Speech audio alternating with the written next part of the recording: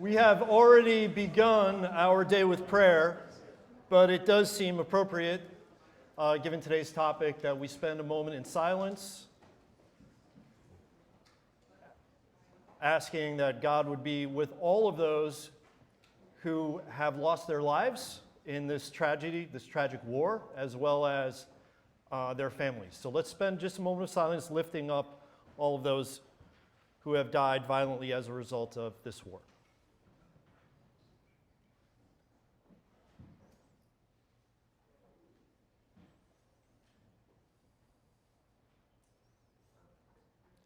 St. John Francis Regis. So I am pleased to welcome you to this inaugural Deo et Patriae Dialogue, which brings together diverse alumni voices in a conversation rooted in our mission of devotion to God and country and service to others. I cannot think of a more important topic or better guest to begin this series. About today's topic, Andrew Sullivan recently wrote the following: "One of the great privileges of being a Catholic is that it's a cheat sheet. You inherit simply by virtue of having some water poured over your head, a vast canon of moral and theological thinking honed over 2 millennia that you can apply to almost anything. You might disagree with it, of course, but its rules can help clarify why and where you might disagree." At the center of that thinking is the Church's teaching on when, if ever, war can be justified. This is also known as the just war theory, as our juniors know because you are studying it. So today we ask, does the current U.S. conflict with Iran, Operation Epic Fury, meet the criteria of a just war? Now, to be clear, just war theory does not encourage war. In fact, it sets strict conditions under which war may be morally permissible. The Church consistently favors peace and nonviolence, grounded in a belief in the dignity of every human person. We see these principles embodied in the life and teaching of Jesus, which is especially on display during this Holy Week, in which we've begun already to celebrate. Yet the Church also recognizes the reality of human brokenness and the need at times to defend innocent life. Even then, any use of force must be restrained and undertaken with great care, especially to avoid harm to civilians. Over the past weeks, many church leaders, including bishops, cardinals, and Pope Leo, have raised serious concerns about whether this conflict meets the standards of a just war. So what are those standards? Well, the decision to initiate and wage a just war requires 7 rather stringent criteria. First, a just war must be declared by a legitimate authority, for example, a democratically elected government. Second, it must have a just cause, such as defending against aggression or protecting innocent life. Third, a just war must be fought with the right intention, to advance good, to avoid evil, and ultimately to restore peace, not to seek revenge or pursue violence for its own sake.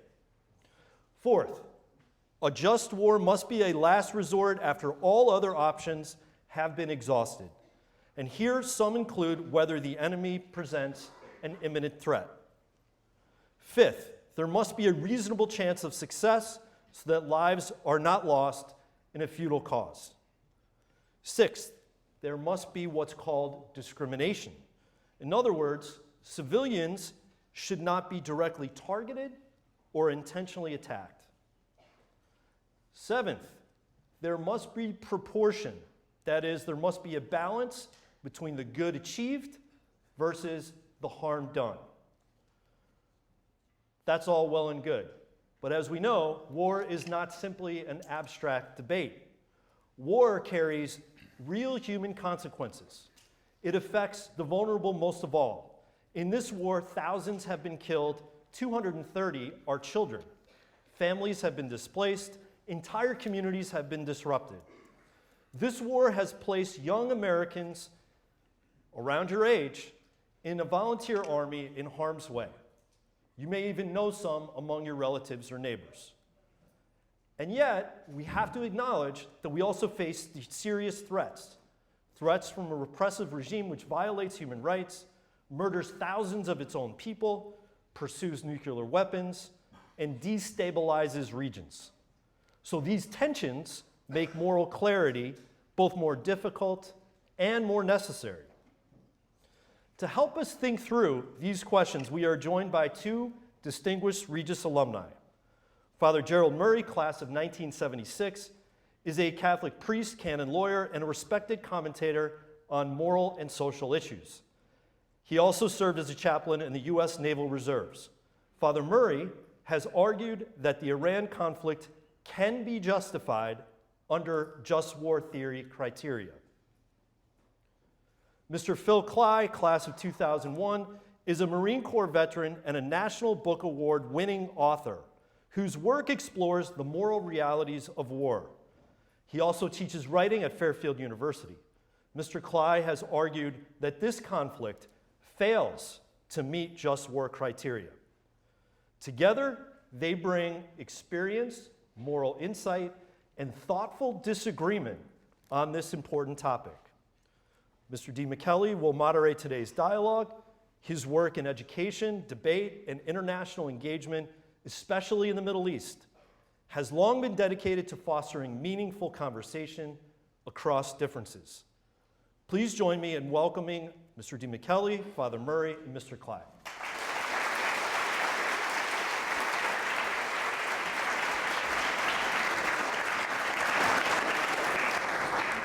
Thank you, Father Deverin, and thank you, Father Murray and Mr. Phil Klay, who I know as Phil is a former student of mine. I want to thank you in advance for your willingness to think out loud with us about very, very thorny issues as Father Deverin laid out in his excellent framing of these issues. Of course, this is complicated because these thoughtful and precise criteria of just war theory have to be applied to a very, very messy and evolving situation with respect to Iran. So it takes not only the sort of mental firepower to come up with a good framework to make an argument, but you also have to apply it to a shifting situation on the ground with all sorts of tensions and cross currents. So the way we're going to approach this is we're going to ask each of our speakers today to have an opening statement, starting with Father Murray, who will talk about why this war is justified, then followed by Mr. Phil Klay, who will tell us why it is not. And then I will facilitate a subsequent discussion highlighting key issues, and then we will eventually open it up to the floor for questions from the students and faculty if they so choose. So I would invite Father Murray to start with his opening statement.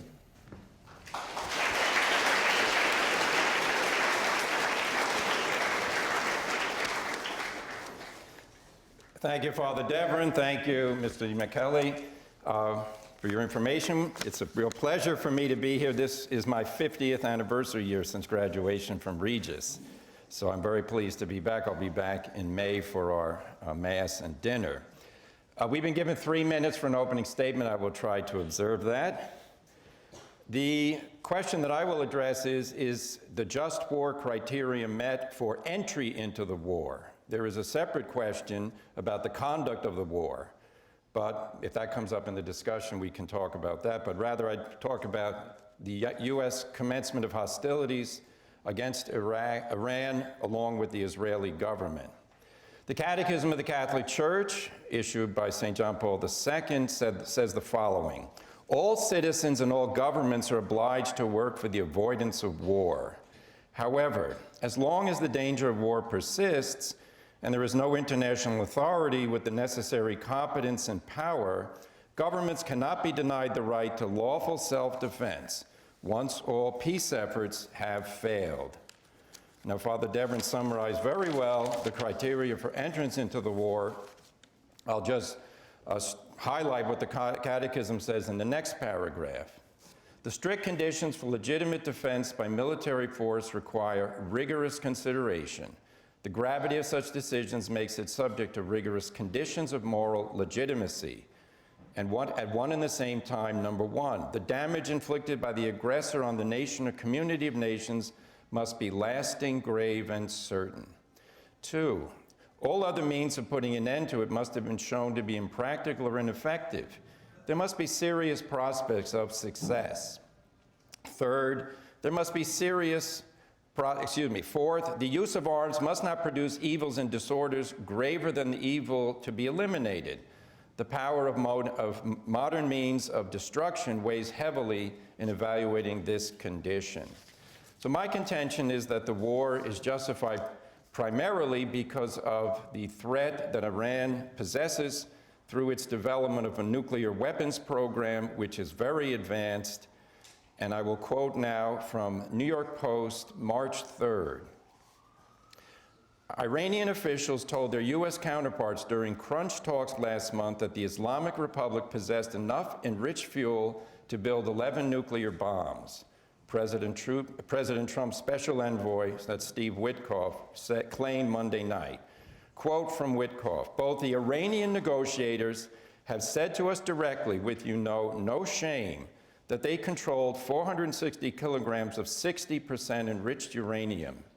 Steve Witkoff told Fox News host Sean Hannity, "And we're aware that that could make 11 nuclear bombs." And that was the beginning of their negotiating stance. You'll recall that there were 3 rounds of negotiation in the month of February with the Iranians in an attempt to avert military action. The story continues. Jared Kushner, also a negotiator on behalf of the administration. Jared and I opened up with the Iranian negotiators telling us they had the inalienable right to enrich all their nuclear fuel that they possessed. That's how they opened up, Witkoff recounted.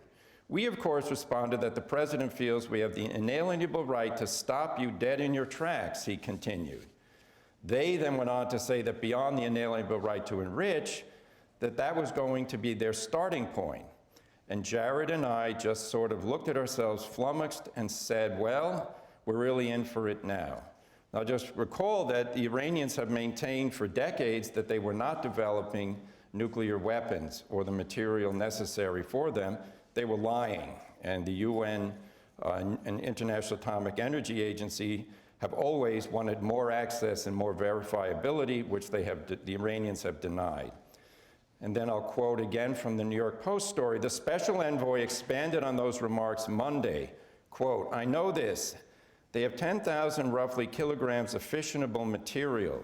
That's broken up roughly 460 kilograms of 60% enriched uranium, another 1,000 kilograms of 20% enriched uranium.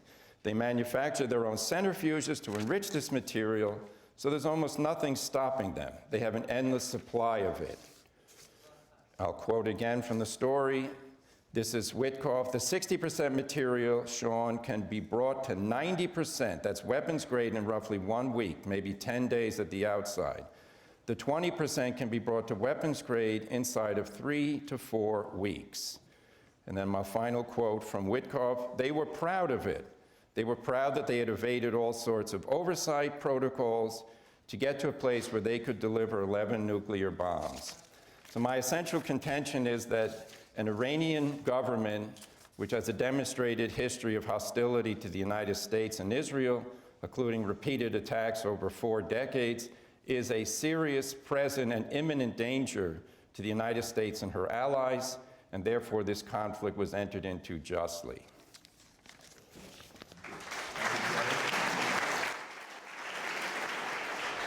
And now to argue against this position, Phil Klay.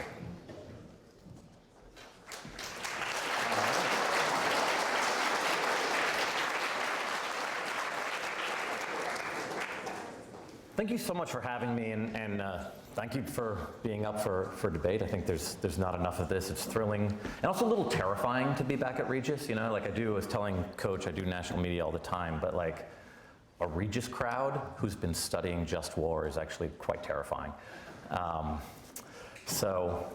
Okay. Given that a just war requires every single element that Father Devereaux explained, it's astonishing that the current conflict manages to fail on most of them. First, there's legitimate authority. In 1793, George Washington wrote, "The Constitution vests the power of declaring war with Congress. Therefore, no offensive expedition of importance can be undertaken until after they shall have deliberated upon the subject and authorized such a measure." We launched this war without such deliberation and authorization. And in fact, a majority of Americans, a full 54%, oppose the war. This is devastating for the soldier in the field, who must risk his life for a cause his country has never supported. Because the president never made his case to Congress and the American people, this administration has also never provided a clear, just cause. Maybe they say it was because of the nuclear program, or because we've supposedly been at war for 47 years, or because the Israelis were going to strike, or because Iran was weak and we needed to seize the moment. That last one, frankly the most plausible, is not permissible under any theory of just war, even in its most strained interpretation. But worse than the lack of clarity around the war's cause is our muddled strategic purpose. In the first 6 days of the war, the administration offered 10 different goals, from maximalist aims like regime change to minimal military objectives like degrading their ballistic missile capabilities. No mention of the nuclear program. There's also stopping the nuclear program, sometimes floated, sometimes not, diminishing the terror networks, and recently the main objective seems to be the opening of the Strait of Hormuz, which wouldn't be closed if we hadn't attacked. So what are we asking troops to risk their lives for? What are we asking them to kill for? You can't throw everything at the wall and see what sticks. You need to articulate an objective and shape your strategy around it, not this fly by the seat of your pants mess we're in, where one day we've already won, then another we need NATO's help, then we don't need NATO's help, they're worthless, then we need them again, then we're ready to negotiate, then we only negotiate with bombs and we're going to commit war crimes and bomb desalinization plants, and so on. Fourth, it must be a last resort after all other options have been exhausted. Containment has long been the best way to treat dangerous recalcitrant regimes. It's how we defeated communism. Moreover, the regime was at its weakest point in years, not its strongest, which leads to the awful truth about the final requirement. Not only is there not a reasonable chance of success, we may very well be making things worse. No air war without ground troops securing a new government has ever resulted in positive regime change in history, ever. We can't even reopen the Strait of Hormuz. Instead, we bomb stuff and hope. Meanwhile, hardliners have consolidated power. We've energized the regime at a time when it was losing its grip on the people. Iran is making nearly twice as much from oil sales each day than it did before the war started. Yes, nearly twice as much. While the rest of the world braces for a coming energy shock, and the only thing we know for certain is that already there are a lot of dead civilians, and the suffering caused by the war is only just getting started. Not only is this an unjust war, it is a war that fails on almost every metric. Thank you.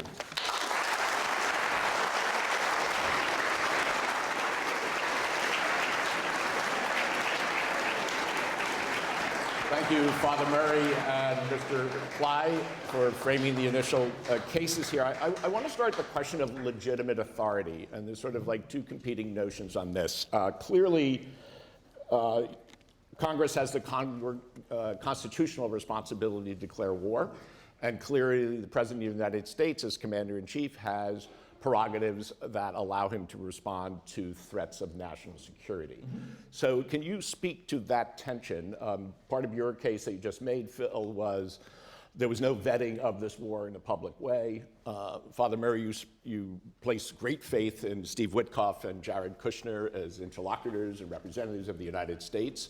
I'm wondering whether you can address that question of the tension between the president's prerogatives as the commander-in-chief and Congress's constitutional responsibility to declare war.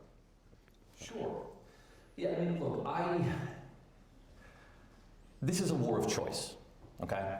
Iran has been 2 weeks from a bomb for the past 2 decades at least, right? There's nothing new in that regard. And as I noted before, Iran is actually at a weaker point militarily than it's ever been. So it's not like the threat that Iran poses was greater than it's ever been right now. It's actually diminished. So this was a war of choice, and it was a war of choice done without any consultation with Congress, any consultation with the American people, which deprives, every citizen of America the chance to weigh in on this war, which we don't want. And I am of the old school opinion that if the American public doesn't want a war, then you shouldn't get to throw a war. But now we're in this situation where we have a war with global consequences that Congress was never consulted on, as they should be, and essentially we've left war-making powers to the whims of one man. And as far as Witkoff and Kushner, frankly, I do not think that if a couple of New York real estate developers fail to get good concessions in the first day of negotiations, that counts as like having resorted to, last cause. Father Murray? Yeah. Well, as far as legality, the War Powers Act was passed by Congress that gives the United States President the power to use military force in defense of the national interest. So I think that's satisfied. As regards Mr. Witkoff and Kushner, I don't believe they're lying. No one has suggested that. An article in the Wall Street Journal just 2 days ago repeated the same statistics about the amount of nuclear material that's they're possessing. As regards the Iranians being in a weaker position, that's not the position of the Israeli or the American government, which prompted them first to attack Iran, 9 months ago, and then now to reinitiate the conflict.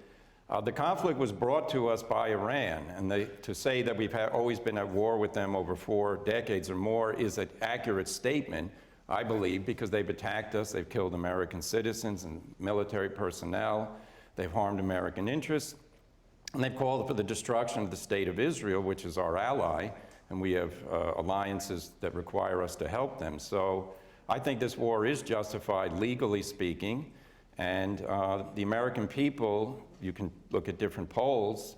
There are those who support, those that don't.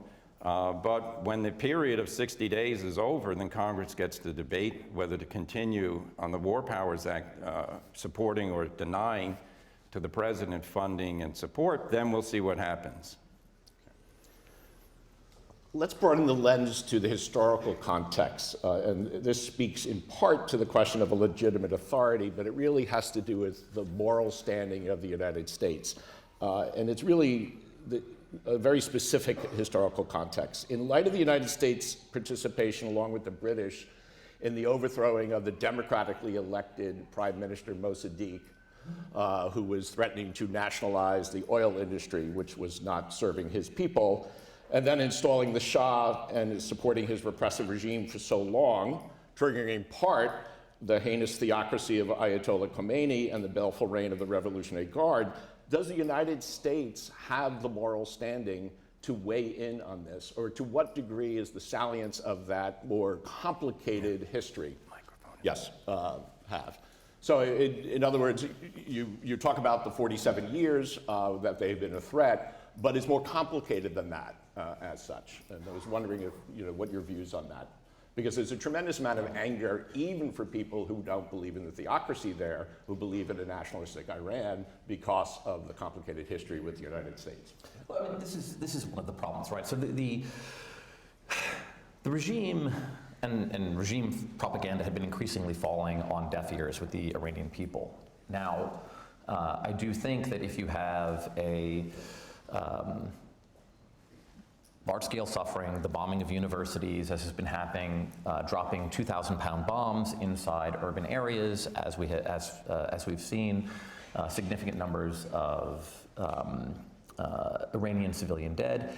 It actually strengthens a lot of the regime propaganda, and historically, bombings of this sort tend to fuse the regime and its people. They tend to embolden the hardliners and demoralize the opposition, which is exactly what you don't want to see if you ultimately want this threat neutralized in the long term. Because the other alternative is we just are in a situation of continually bombing them to try and degrade their capabilities and hope that they never break for a bomb, while also alienating not simply people inside Iran, but within the broader region as well, for whom certain aspects of that history are much more salient.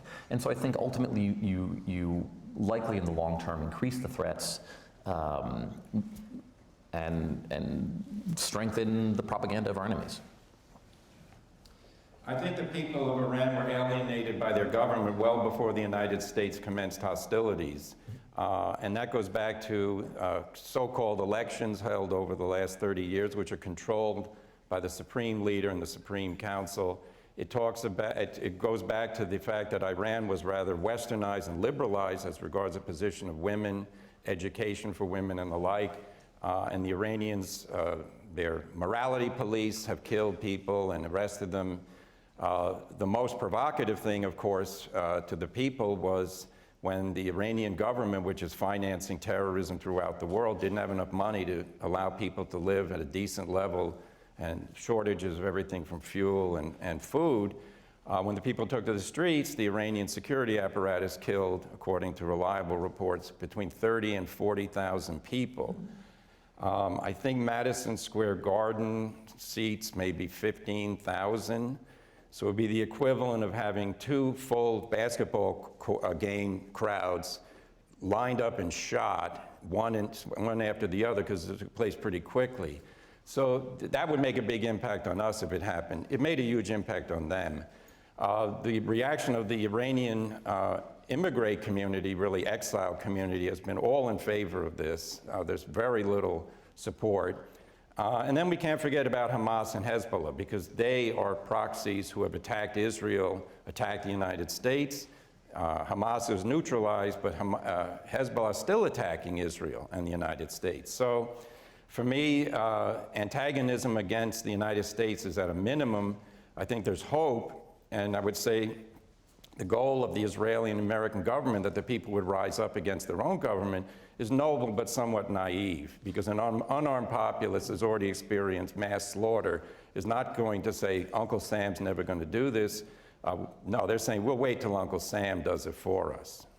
Okay, thank you. On that, let's speak to this question of imminent war. Marco Rubio, when he was first asked about the invasion, he referenced the anticipation that, or the knowledge that the Israelis were going to attack Iran, and that we had to join them in that attack because our interests would be threatened the moment they attacked. So I guess the question is, let me state the question first, and then I'll go a little more background. How does there's obviously common interest between the Israelis and the United States, certainly as a principal ally, and there's close coordination. The question is, how does their divergent interests, affect the moral calculus for a just war? And the example I would give, to pick up in your Hezbollah example, is the green light that Israel has been given to attack Hezbollah, which has been looming on the border, and has also obviously had a history of attacking Israel, has had all sorts of unintended consequences. They were unintended, but they were certainly anticipated. I spent last summer working with Syrian refugees in Lebanon and traveled throughout the country. And I saw how devastated the south of Lebanon was just from earlier incursions. So in light, and of course the Israelis are going to have a different interest, because Iran represents much more of an existential threat to them. Hezbollah, a very immediate threat on the border. However, in their incursion, they have destabilized they violated the territorial integrity of Lebanon, destabilized the government there, killed a number of innocent people, and displaced over 1 million people in a country that is the size of Connecticut. So I guess the question is, this is stuff that could be easily anticipated. Why was that not part of the calculation of the United States in joining forces with Israel on this? And your views on that? Yeah, I mean, it is increasingly a complicated, morally complicated alliance, and one that exacerbates tensions, certainly within the Middle East, but also with partners in Europe and around the world. And, in terms of what you say, it's very true. Look, I believed very much in the humanitarian argument for invading Iraq. Saddam was a terrible dictator. There were no good things on the horizon for the Iraqi people unless somebody came in and toppled that regime. What's the worst that could happen?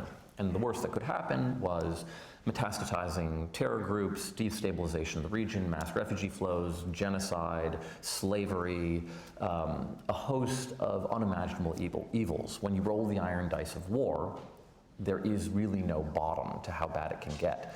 And certainly Israel has increasingly been an incredibly aggressive military player without a ton of concern for the humanitarian consequences or the long-term sort of broader consequences for the destabilization of the region. They're perfectly happy to have a shattered Iran.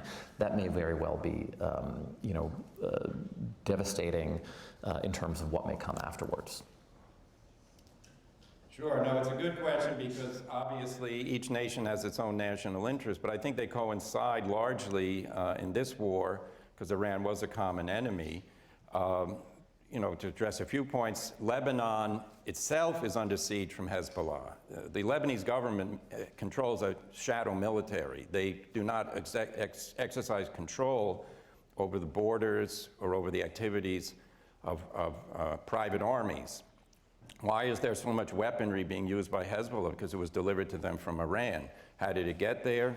Iran delivered it to them. So the Israelis are actually doing a favor to the Lebanese government, and the Lebanese government recently rejected the ambassador sent from Iran because they're going to break ties with it. As regards the Iraq war, remember that started the first one because of the invasion of Kuwait. And I think it's reasonable to say if that invasion had not been overturned, they would have invaded Saudi Arabia because Saddam Hussein wanted to be the king of the Middle East.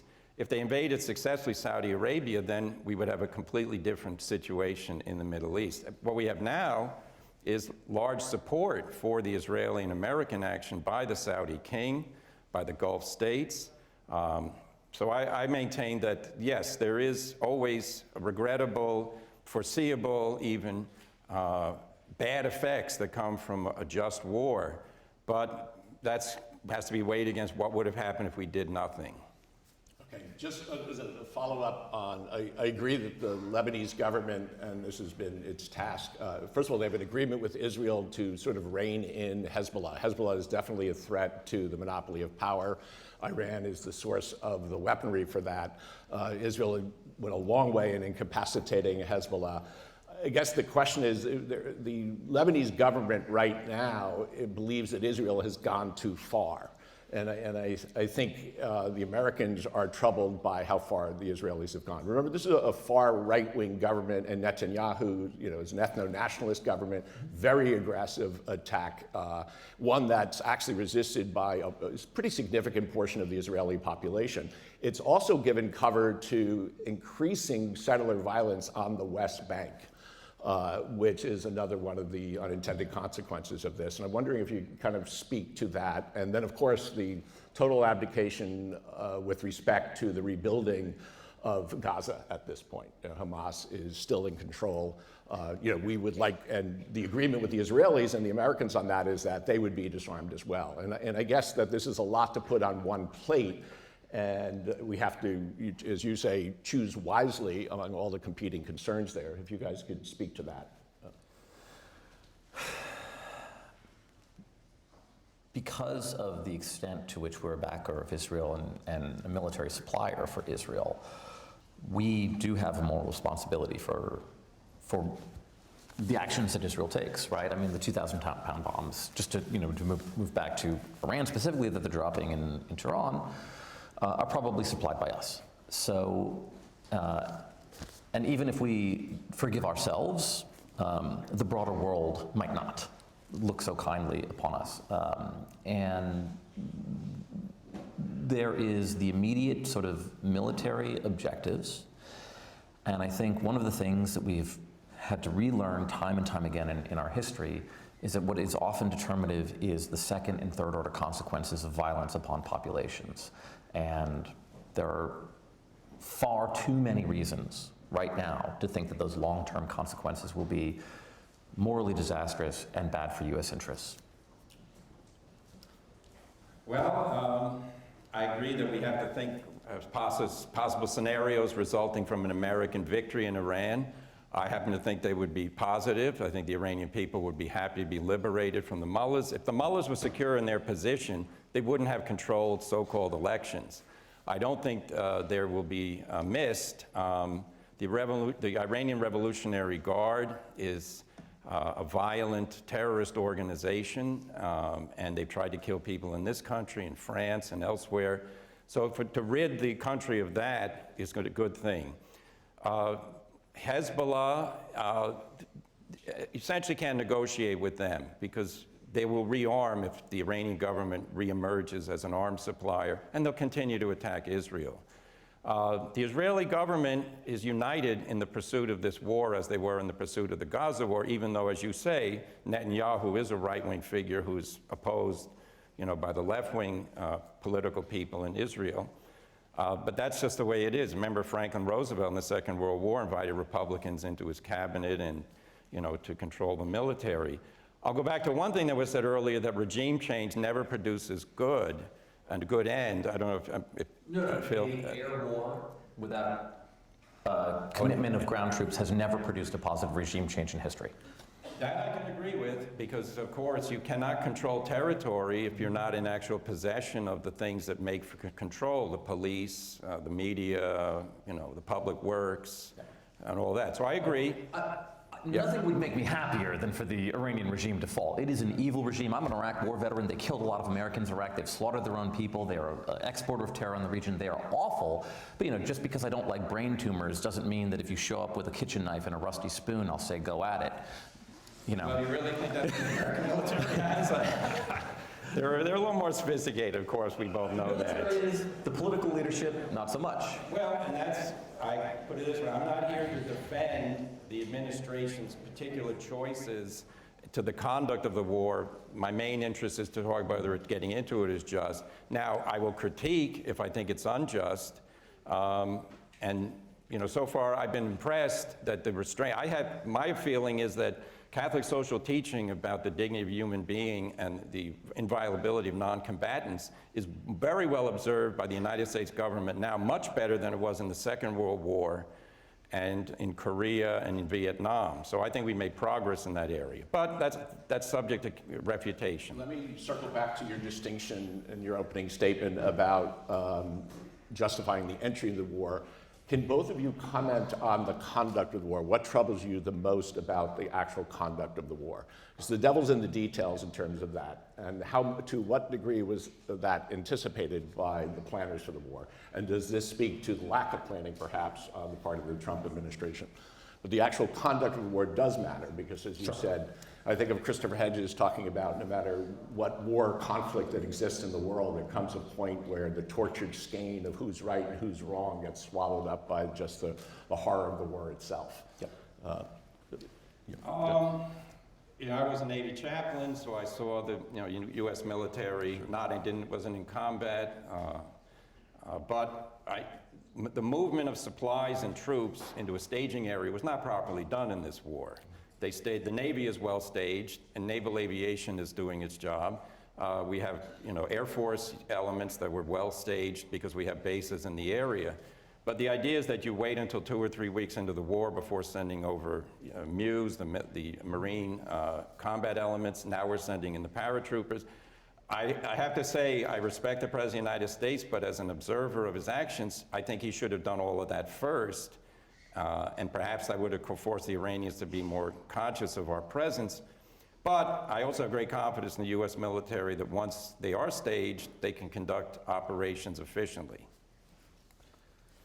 Yeah, so I think it's fairly obvious that they seem to have thought that an initial show of force and decapitation strike would cause the Iranians to capitulate. It seems like they were hoping like something more akin to Venezuela, and there wasn't a lot of planning for the aftermath, despite the fact that Iran, at the political leadership, despite the fact that Iran is one of the most war-gamed scenarios possible, and the escalation of the war broadly and the closure of the Strait of Hormuz is sort of a commonplace. It was assumed that would happen. Later, both of those elements, the Secretary of Defense and the President admitted they didn't think were going to happen, which is sort of insane. So we have this kind of scrambling. You didn't get allies in place, and you were reaching out to allies, then saying that you didn't need them, then reaching out to them again, then saying maybe we'll walk away and leave them to clean up the mess. One day we're threatening to bomb desalination plants. It's all over the map. And so the conduct of the war seems to be, as I said in my opening remarks, a kind of fly by the seat of your pants, scramble to catch up to events rather than sort of fully thought through campaign beyond the initial stages. I will agree with you that certainly compared to Vietnam, War II, Korea, which was a horribly brutal war for civilians, we're much, much better. I am disturbed that there's been recent backsliding. The current Secretary of Defense, Pete Hegseth, his first early campaign was to champion war criminals. He got war criminals pardoned. He has restricted rules around targeting and fired about 90% of CENTCOM's people who are who's tasked with trying to prevent civilian harm. And I don't think it's accidental that after we did all of that, which makes it much more likely that we might accidentally hit civilian targets, that on the first day of the war we struck a school and killed a lot of children. Yeah, so let's pick up on Pete Hegseth there. He's been criticized for framing this war in explicitly religious terms, specifically evangelical. Recently praying that, and let me just get the exact quote on this, that our troops inflict overwhelming violence of action against those who deserve no mercy. We ask these things with bold confidence in the mighty and powerful name of Jesus Christ. He also announced that military chaplains would no longer wear their rank and instead would wear religious insignia. Pope Leo has called this use of religious language to cast the war as a mission of God absurd and a scandal. It's called the war itself atrocious. Both of you have served in the military, you, Phil, as a soldier, and Gerry as a military chaplain, a service, again, that we should honor. What do you think is the proper role of religion in fighting wars? I like that you brought up Pope Leo.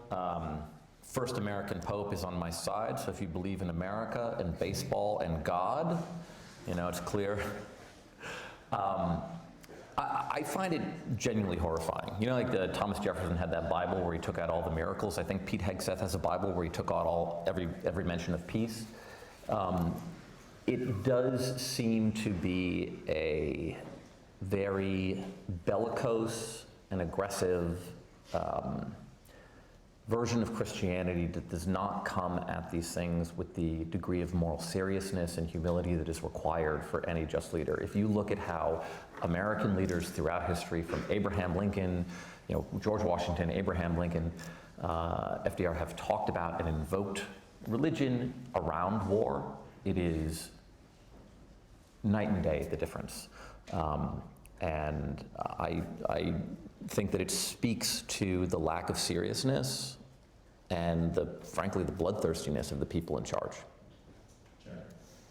Well, I disagree with the overall assessment while agreeing with certain parts of what you say. Yeah, I found the presentation of the war aims in terms of, you know, killing and all the rest, some of that should be toned down because, of course, killing the enemy is a means to obtaining your result, which is to end the threat that the enemy poses to you or to your allies, and then reestablishing order and peace in the society.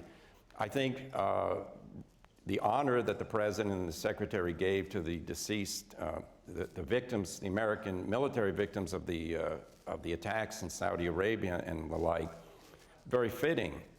We would both agree on that. Using religion to justify a war, on the other hand, is necessary, otherwise just war theory is meaningless. In other words, we can't identify divine origin of moral principles that we then use to prompt or restrain action, then we're simply left with who's in charge and what do they want. And no matter what Mr. Hegseth says about how he views the war, most military people view it as defending the national interest, the country, and our allies. As regards the killing of the students at that school, that is a result, according to the United States government, of an outdated intelligence assessment that building had previously been part of the next door Iranian Revolutionary Guard base. And then they changed the configuration without us knowing it. So that, yeah, outdated intelligence causes lots of people to die on both sides. But on the other hand, why are the Iranian people putting a school next to an Iranian Revolutionary Guard base with the knowledge that that base might come under attack in response to the attacks that the Revolutionary Guard makes to us?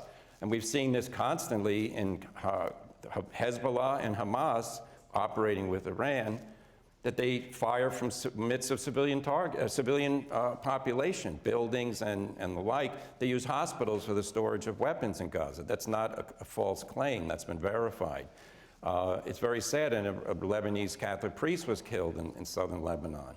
But the Israelis uncovered that they had a tunnel with military material right adjacent to that area. So we're not dealing with an enemy who fights wars on basis of Western, essentially Christian principles. We're fighting a fanatical enemy in Iran who believes we have no right to exist, certainly believes that of the Jews in Israel, and will use any means possible to kill his people to obtain their goals. I would point out that the president immediately blamed the Iranians, for the bombing of that girls' school. And that was unfounded. He shouldn't have done that. He shouldn't have done that. Okay, I think we're at the point where we would like to open it up for questions from the students. I'm going to thank Father Murray and Mr. Phil Klay, and ask you guys.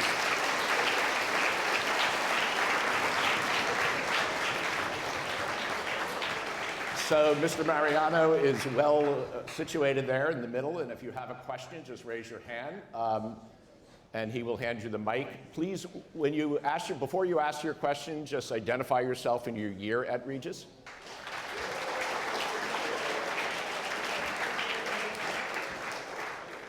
Thank you both for coming today first.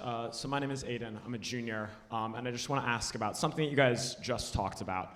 Father Murray, you specifically, talked about how we're fighting an enemy that does not fight in conventional ways, that takes unusual actions. And what's your opinion on how that kind of turns back to how we fight? Does fighting an enemy that fights in immoral, unusual ways give us the right to fight in these kind of aggressive ways, like what we're seeing here? So, for example, does an enemy hypothetically hiding military equipment under a hospital, does that give us the right to blow up that hospital, or do you believe that we should stick to what is generally considered standard war practices and more morally applicable war practices fighting conventionally? So, yeah, thank you for the question. So it does change the calculus, right? And international law of war takes these things into account. So if the enemy is using what would normally be a protected site as a military site, that removes its protection from it, right? Each instance is going to be a kind of case-by-case basis in terms of evaluating what is the level of the harm versus, what might happen. Like if they use a desalination plant that, 1 million people rely on for water as a military strike, you probably wouldn't strike it, but you might strike some other civilian infrastructure that they're using as a military site. There's no one kind of ready, one-size-fits-all justification, but certainly when you're dealing with an enemy like this, obviously that factors into what kinds of military options you have available. Yes, I agree, and I would say also we cannot turn the American military into fighting a war the way the enemy fights it against us. Yes. If you look at the history of the French-Algerian War, the French army resorted to torture and killing of prisoners in order to gain information that undermined popular opinion in France for the continuance of the war. And you can say the French military had neutralized the FLN, the Liberation Army, effectively on a military scale, but President de Gaulle could no longer justify the political solution. It's true, as the protected sites are used by the enemy, meaning Iran, Hezbollah, and Hamas, all the time. And the Americans were very restrained on that. Mosques were used in Iraq as staging grounds for fighting. And the rules of engagement prevented Americans from attacking those sites. The Israelis don't agree to that decision. And, we can debate on which is the right one, but certainly it's unfair if we make our troops fight against an enemy with inferior means because that enemy is violating its own principles and commitments.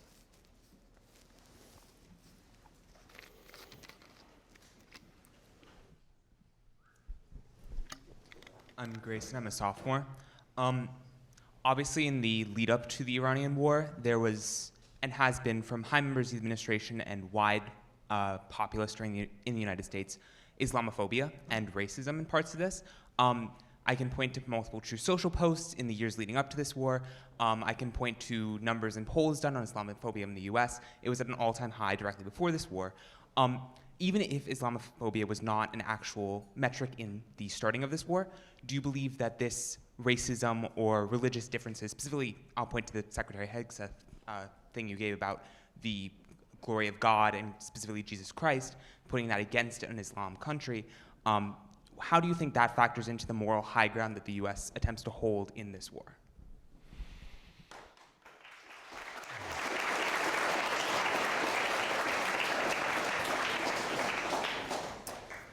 I mean, obviously that's something that you want to combat, and you know, I do think that there's a distinct difference between the tone that George W. Bush struck, right, where he tried to make it extremely clear that the war was not against Islam, that we were on the side of the Iraqi people.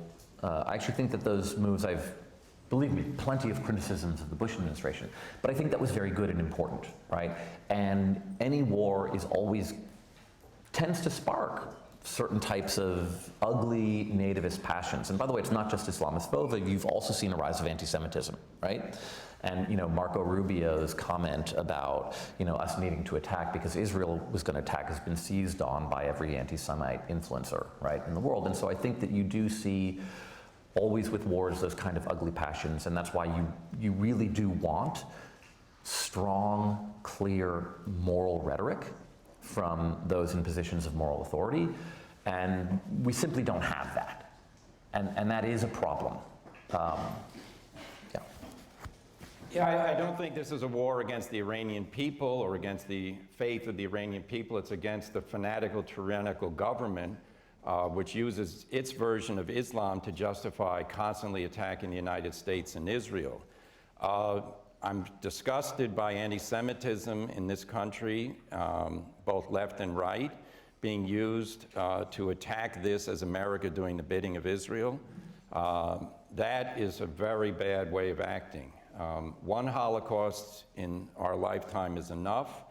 We should not give the idea that the Israeli government and people are illegitimate and deserve whatever is given to them by the Iranians. That is a horrific notion. I think we have one more question.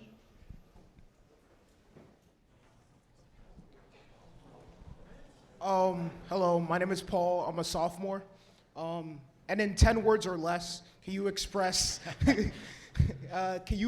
one like main action or principle that you want us to take out of this discourse about just war and the Iranian war?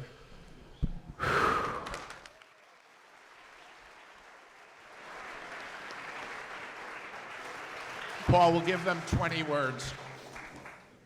The limits of what military force can achieve on its own.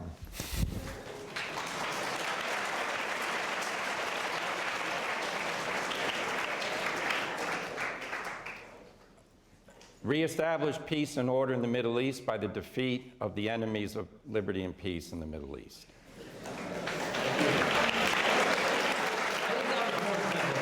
But I repeated some of them.